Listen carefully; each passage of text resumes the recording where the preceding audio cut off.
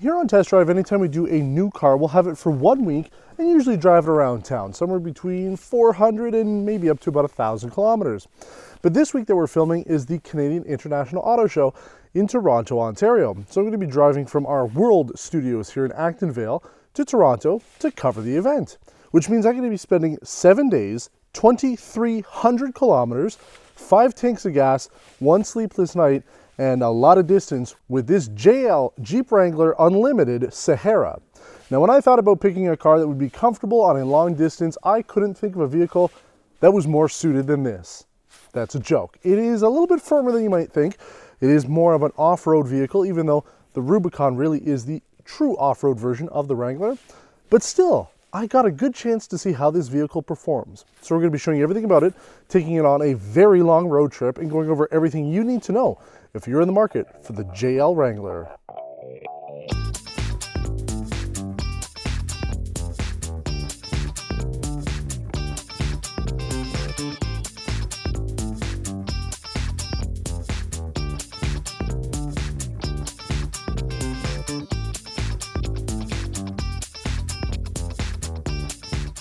Now, this is not the first heritage vehicle that we've really featured from Chrysler, and to be fair, it's not really a heritage vehicle, not like the Dodge Challenger, which really was designed to be a throwback. The thing is, though, with the Jeep Wrangler, it really hasn't changed a whole lot, and I feel that this is really one of the very few new cars that you can buy that the enthusiast community behind them will still appreciate no matter what.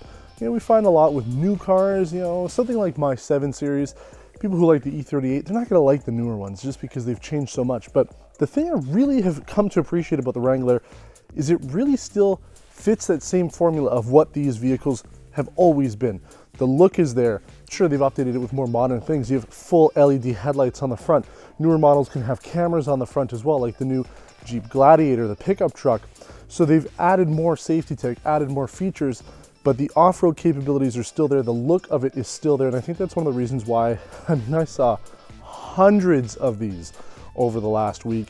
It has been insane, the amount of vehicles I've seen, and there is an enthusiast community behind it. We'll talk about it a little bit on our road test, but you do see other ones on the road, and much like motorcyclists where they'll give each other a little wave as they drive by, Wrangler owners do the same thing, and I think it's really cool. So as I mentioned, you've got LED headlights up front.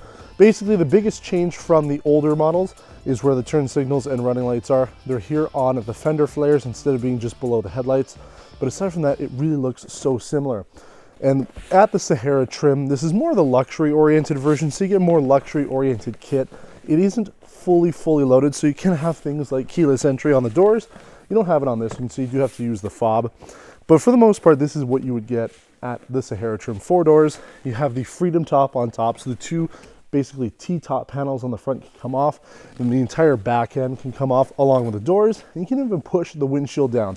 Total time, especially if you're doing it for the first time, probably going to take between 45 minutes and an hour to do it all. But in the trunk, there is space not only to put all the bolts and have all the tools to be able to remove the panels, but they also have a case to be able to put those 2 basically T-top portions in the back as well. And we're hoping in the summertime we'll get the Jeep Gladiator.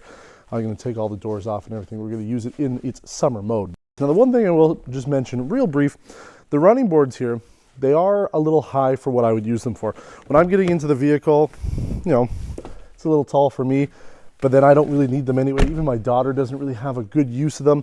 They're high up because the vehicle does ride higher than pretty much any other SUV you'll find on the market.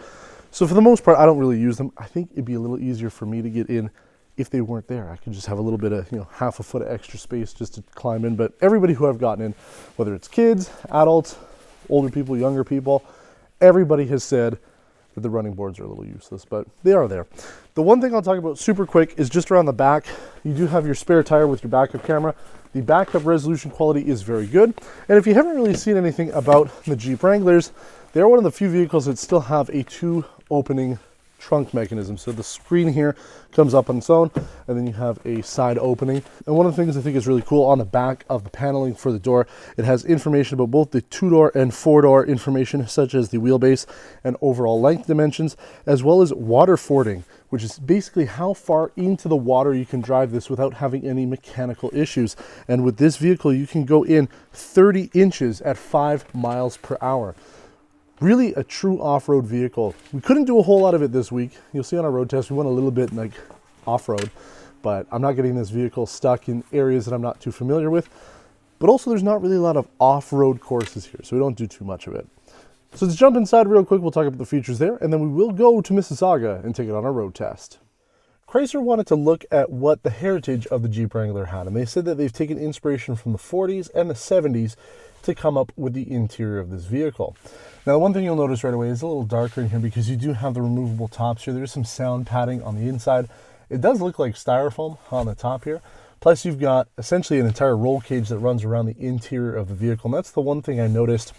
The outside of the truck looks pretty big. It is bigger than something like the Jeep Grand Cherokee. It is bigger than most of the other crossovers we've parked beside. But because the track is actually wider than the body, it gives it that impression that it's bigger. And also the overall ride height is higher. So it does sit higher over other vehicles, despite the fact that the interior is a little bit smaller. It doesn't help because, again, you've got the double, essentially, frame going around the vehicle. If you have the doors off and the roof off, you still have rollover protection here. So in the center, you've got your lights and your speakers. You do lose a little bit of space. And when I first started my trip out to Mississauga, I thought, oh boy, what a bad idea it was to take this on a really long road trip. But as I continued to drive, especially, at 1 o'clock in the morning, 2 o'clock in the morning, I really started to come to appreciate this truck a lot more than I did when I picked it up. And I really have come to like it by the time we're dropping off tomorrow. It's really nice. It's not maybe for everybody, but I do like it. So the interior here, as I mentioned, is inspired by Jeeps of the past, but you do have all the tech that you would want on a modern vehicle. Uconnect 4.0 with navigation. You have heated front seats and a heated steering wheel, and they get hot really quick to the point where I remote start it, they come on automatically. I'm turning them down to the lowest setting and turning off the heated steering wheel within a minute because they work so well. You have rear parking sensors. You have a computer screen in the cluster to be able to see things like your pitch and roll, things about your all-wheel drive setup. And that's the thing, you do have access to the mechanical transfer case. You could put it into two-wheel or four-wheel, and we'll talk about that a little bit on the road. You do have a very beefy shifter as well. And it's one of the thickest ones I've seen on the market, but everything does make sense. It is tight. I feel like I'm driving like a mini full-size truck, not like a pickup truck. I mean like an 18-wheeler long-haul truck, because you've got this super tiny dashboard, a very vertical setup here for the windshield, and then essentially just a box in front for the hood. So it is a very different experience than you might expect, but it really does come down to being a very unique experience. I really do like it. And again, at first, from a road trip perspective, I thought this is going to be tight, but it really did grow on me. So it makes sense for what you're looking for. These do sell really well. They're not for everybody, but I think with all the tech that you can get on this, it just ends up working out. It's something that, again, Chrysler has their heritage stuff. This really fits into that. It is a vehicle that is a throwback, and it is why it's so successful. So we're going to go on a road trip now. Again, it was just me going on essentially 2,300 kilometers total drive. So we're going to talk about how it was in Mississauga in some rough weather, and then we'll wrap things up after. So we are in Mississauga, and it is winter here. I was kind of hoping it'd be dry and nice, and a nice change from what we usually get back home in Quebec, but it has been pretty miserable weather. Now, we didn't film yesterday. Yesterday was actually the worst storm that they've had here in the greater Toronto area in the entire season so far. And I guess I should have filmed yesterday because it would have given you a good idea to see what the Jeep Wrangler with this four-wheel drive system can do with a proper set of winter tires, because nobody else here has winter tires. And you could really tell yesterday as people struggled to get through, like half a foot worth of snow on the road, as their tires would spin and they'd have no traction. This thing just obliterated it. Now, I wouldn't say that the Jeep Wrangler is the best winter vehicle that we've tested so far this year. That still goes to the Subaru Forester. And if I'm really looking for complete confidence, I would prefer to have that during this type of weather. But we have this, and it works a lot better than I expected. I'm really glad that I do have such a sophisticated off-road and four-wheel drive vehicle for this weather, because especially here, I know we're in a parking lot, but it's not plowed, right? Like, this is kind of what we expect to find back in Quebec. But even having to carve your own path, which I have had to do over the last 24 hours with this, going over some light curbs and huge snow mounds, because people are either in the way or they're broken down or whatever it might be, I have the ability to kind of do it more so in this vehicle, and it helps having the proper winter tires on them. So we're in an area that, if you have watched our episodes of classic cars here on Test Drive, anything that we filmed in Mississauga, this area should look pretty familiar to you. And I was hoping to kind of film everything here earlier, but there's some other people here taking up my spot. But the issue with driving through here is I don't quite remember where all the curbs were. So I'll show you a little bit of what we can do with this. Because it does have those monster tires on there, we are able to kind of make our own path should we need it. But you want to go slow. Anytime you're doing any off-roading especially, but anytime you're doing stuff where you don't quite know where the roads are or the curbs are or things like that, you do want to go slow. Because yeah, this thing can certainly do it, but you don't want to damage anything either. So I'm pretty confident that this is just a snow mound. Whee! Ooh, it's an ice mound too. So we can go through there. Gets the job done. This, I think, is all clear stuff here. So I mean, if we really wanted to, if we wanted to put it into 2-wheel high mode and we wanted to turn off the traction control, we should be able to essentially just do a big burnout. But yeah, I mean, like, it'll go. And I'm not going to do a whole lot of it because we had a lot of fun doing that with the Dodge Durango. But you know, obviously you can do it if you want to. And this is one of the very few vehicles on the market that you can really do that with, especially 2018, because it does have a physical mechanical transfer case. So I can put it into 2-wheel drive mode and just have the rear tires going. So very few vehicles can do that. In fact, the only one that I have personally sat in is actually sitting in our studio. It is the 1992 Geo Tracker, and it also has a manual shifting transfer case there, so you can put it into the exact mode that you want it to be in. But for the most part, this thing has been great. If you really were stuck somewhere, that was one of the reasons why I was happy to have this on this drive to Mississauga, because let's say I was driving on the 401 and the road's closed, right? If there's a huge accident, I could, in theory, just kind of make my own path and go through and be able to get back to wherever I need to go without having to worry too much about it. And same thing with this, it's kind of like icy stuff. Not necessarily going to go over a huge amount of it, but it gets through it without too much problem. Now, I went through here earlier. There was a nice Mr. Policeman here when I was doing it before, and I believe this is also ice. But if you go slow, you do hit a little bit of the undercarriage just because it is high up.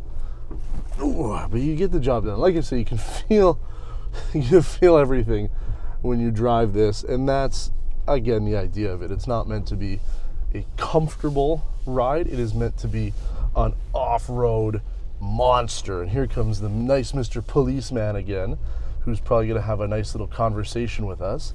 But you can see, like, this thing is capable enough to be able to get through this crappier weather without having to worry as much, right? Again, on normal roads, if it's plowed, if everything's clear, you really shouldn't worry to begin with. But I guess, like I said, if you're on the highway and it gets closed down, you have to go around people who are stuck and maybe go onto the shoulder a little bit at 5 kilometers an hour just to be able to make it. This is a vehicle to be able to do that with. Just make sure you are comfortable enough, because I'm telling you, if you have back problems now, you're going to have severe back problems after. Oh yeah, and there we go. But that worked really well. It was a lot of fun. And again, if you had a proper course, because I don't know where the curbs are, I don't want to hit something that will damage this vehicle. It's not mine. I'm not going to be doing anything silly with it. But if you maybe set up a course, if you had a big piece of property and you set up a fun little off-road course, you could definitely have some fun with a vehicle like this. But I'm pretty impressed with it. I'll tell you again, I wasn't 100% sold on it. When I picked it up, I thought, oh boy, this is not going to be comfortable on a 7-hour road trip to Mississauga, and then again 7 hours coming home. But it has grown on me. I like it a lot more. I don't think it's a vehicle that I would personally consider. I don't see myself needing a proper 4x4 off-road monster such as this, but having it for a week, and especially in this type of weather, I'm a believer now. I understand why I've seen like 250,000 of these on the road just in the last couple hours, because a lot of people like them, and this is really the weather for it. If you want to have that complete control and have a little bit of fun doing it, because just like we talk about when it comes to any vehicle we test on Test Drive, the Grand Theft Auto effect is in full force. All I see are Jeep Wranglers.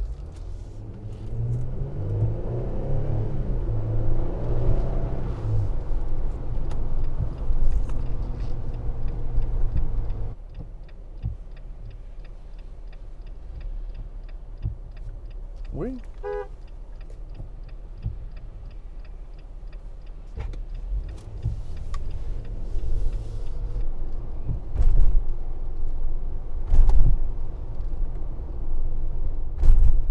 Oh yeah, those aren't even potholes. Those are just the sewers here, and I mean they're plowed enough. That's a typical kind of thing. Here's another smaller one there. You feel it, and it doesn't help too, right? I mean the roof comes off in 3 different versions, right? You've got the 2 sort of T-top portions here in the front, and then the whole back portion comes off too. So I mean it's not like you're driving a properly, completely welded together vehicle, right? Because this is a convertible, you are going to expect things like that. But again, just something to note that I'm sure anybody who's really serious about looking at these vehicles knows anyway, right? This shouldn't be a surprise to people that these cars are like this, because that's the whole purpose of it. During the winter, it's warm enough in here, you know, it fogs up a little bit, but you get that interior comfort more or less when it's winter time. And then during the summer, you take off the roof, and if you really want to have some fun, you take off the doors, and now you've got yourself like a full convertible. There's the GTA effect right there. There's a nice little lime green one. Oh, see, look, we're just like motorcyclists giving a little wave to each other. It's the first experience I've seen, like I said, like 12 million of them so far, but she is the first. And maybe I should keep that in mind. Maybe when I see other ones, we'll do our little wave.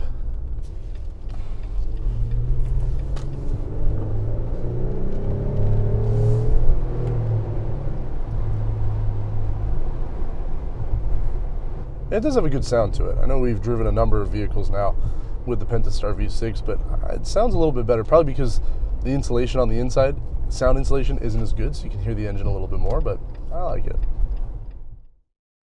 This trip to Toronto was a tough one. With the impending snowstorm rolling in Tuesday morning, I had no choice but to head out from Acton Vale at 8:30 p.m. Monday night after a full day on the go.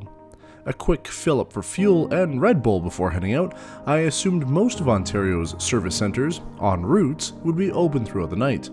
Unfortunately, it was just the Tim Hortons portion, meaning my dinner and coffee plans had to be modified. The roughly 673-kilometer drive took me almost 7 hours with 2 stops and no traffic.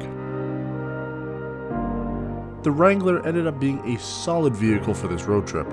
Wasn't too comfortable that I'd fall asleep during the wee hours of my drive, but still providing all the basic comfort I needed for any long-distance trip. The LED headlights were excellent for those low visibility portions of the 401, though I did find that passing traffic would create a strange angled glare against my driver's side window. Fuel economy for the trip was better than I originally expected, coming in at 9.9 liters per 100 kilometers, or around 23 US miles per gallon during my time before getting home, and getting up to 11.5 liters per 100 kilometers, or around 20 mpg once I resumed my in-town duties here in Quebec. But 7 hours later, I made it to Mississauga at 3 a.m. on Tuesday and left around 10:30 a.m. on Friday morning, with a slightly longer trip back home taking around 8 hours with traffic through Toronto and Montreal. So is the 2019 Jeep Wrangler Unlimited Sahara road trip ready as much as it's trail rated? I'd say so. It's not the ideal road tripper, but a solid vehicle nonetheless, and one that I'm glad I had the chance to spend an extended amount of time with. Now you might recognize the fact that I'm dressed exactly as I was during the introduction stuff, even though I was in Mississauga when we filmed the driving segment. And I was actually hoping to film some of this stuff in Mississauga, but the weather there, despite us living in Quebec, and I thought, oh, I'll go back to Toronto and it'll be fine, it was actually worse than it was here. So we ended up having to film all this stuff here. But I just want to say, even though we're not doing a likes and dislikes, because this is such a unique vehicle, I don't have anything really to compare it to. Even the other true SUVs we've driven, something like the Dodge Durango, it doesn't really compare, because no matter what I can say, oh, the interior space is a little small. Well, it's small because it's a unique vehicle. It has a secondary shell that goes around it to keep you safe. So whatever I say that's negative or positive really is so specific to this vehicle that there really is no point for it. The people who are going to be buying something like this Jeep Wrangler are buying it because they know this is what they want. They don't care about anything else. And over the last 2,300 kilometers, I really have come to appreciate this vehicle not only as a true off-road vehicle, as a true 4x4, but as something that really is iconic and stands out and has a fantastic enthusiast community around it. And at first I just thought I'll pick this up and I'll drive it around, not really thinking too much about it. But once again, I'm so happy that this type of vehicle has changed my opinion, changed my outlook, because that's what I hope to be able to do on Test Drive. It's not just about showing you everything about it, it's to give you guys sort of a new perspective. And that's certainly what I've gotten over the last 2,300 kilometers with this Jeep Wrangler. So I hope you've appreciated this video. We do want to do more stuff. I apologize to anybody who we've talked to over the last maybe 8 or 9 months, where I said I'm coming to Toronto at some point and we'd like to film your car. This past week just was not that time to be able to film classic stuff. So we are hoping to come back to the GTA over the next little while, during the summer especially. So if you do have a vehicle that you'd like to have featured on Test Drive, please let me know, and we will do our best to try to set that up. But I want to thank you for watching, and if you have any questions about this vehicle, please let us know, and I'll do our best to answer. Until next time, take care.